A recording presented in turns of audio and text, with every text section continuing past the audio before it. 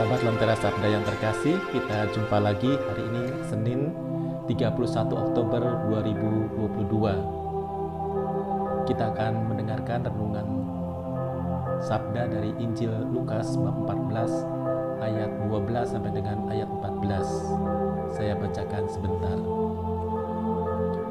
Dan Yesus berkata juga kepada orang yang mengundang Dia, "Apabila engkau mengadakan perjamuan siang atau malam, janganlah engkau mengundang sahabat-sahabatmu, atau saudara-saudaramu, atau kaum keluargamu, atau tetangga-tetanggamu yang kaya, karena mereka akan membalasnya dengan mengundang engkau.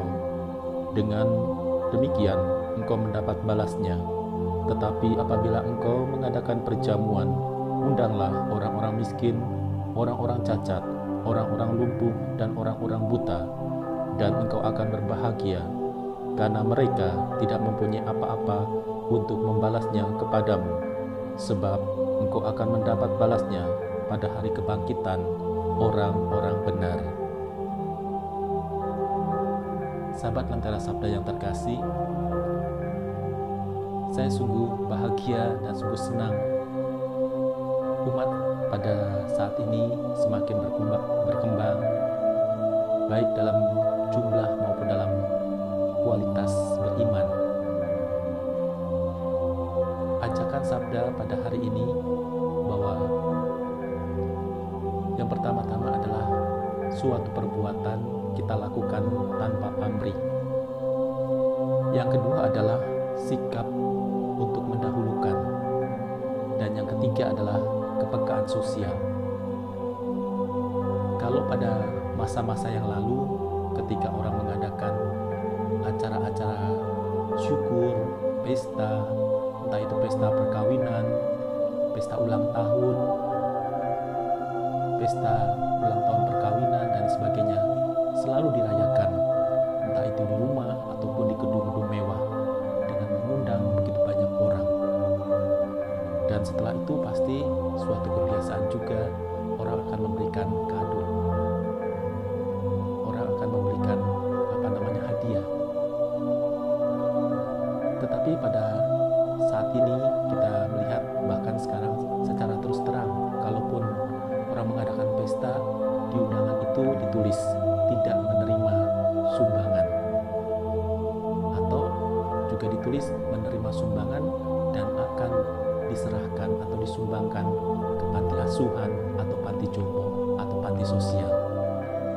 Saya merasa hal ini hal yang baik, walaupun pada awal-awalnya mungkin orang merasa tidak nyaman dengan kata-kata itu, tidak menerima sumbangan atau menerima sumbangan, tetapi akan diteruskan atau disumbangkan kepada panti-panti sosial, panti jompo atau panti asuhan. Atau sebaliknya, sekarang ini juga menjadi suatu tren. Orang tidak mengadakan pesta ketika memberkati perkawinan, hari ulang tahun kelahiran, atau hari ulang tahun pernikahan, tetapi justru dirayakan di panti-panti sosial, panti jompo ataupun panti asuhan. Sahabat Lentera Sabda yang terkasih, saya kira hal ini menjadi suatu kebanggaan, menjadi suatu bukti atau tanda bahwa iman kita semakin berkembang. Kebanggaan itulah yang sebetulnya mesti terus dikembangkan di dalam kehidupan kita sehari-hari. Kita perluas hal-hal yang baik seperti itu. Kita tidak selalu mengacu kepada hal-hal yang di masa lalu. Ya, kalau orang pesta dengan mengundang banyak orang di gedung mewah, banyak hadiah dan sebagainya. Tetapi sekarang sebaliknya, sebagai ungkapan rasa syukur, maka orang juga mau berbagi. Nah, cara berbaginya tadi tetap menjaga nilai kebahagiaan, nilai syukur tadi. Orang bisa merayakan pernikahan, orang bisa merayakan ulang tahun, ya, di tempat lain, yaitu di tempat-tempat sosial, dengan berbagi kasih, dengan melibatkan banyak orang, bukan saja orang-orang kaya, tetapi juga orang-orang yang membutuhkan. Sehingga dengan demikian, kebahagiaan dan juga kasih itu sungguh dirasakan bagi orang-orang yang membutuhkan atau orang-orang di sekitar kita. Demikian juga di suatu paroki, saya selalu menganjurkan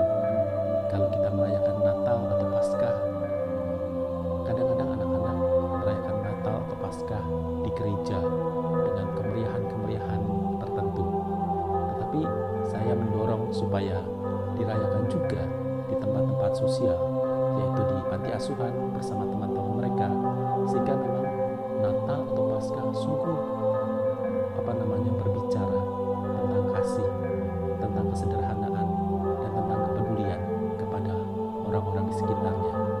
Oleh karena itu, kita semua diajak, kita semua diberi inspirasi oleh Tuhan bahwa sejak dini kita mesti menemukan kepekaan sosial bagi diri kita sendiri, bagi anak-anak, dan juga bagi orang-orang yang kita jumpai untuk menghadirkan kerajaan Allah, kerajaan kasih di tengah-tengah kehidupan kita bersama.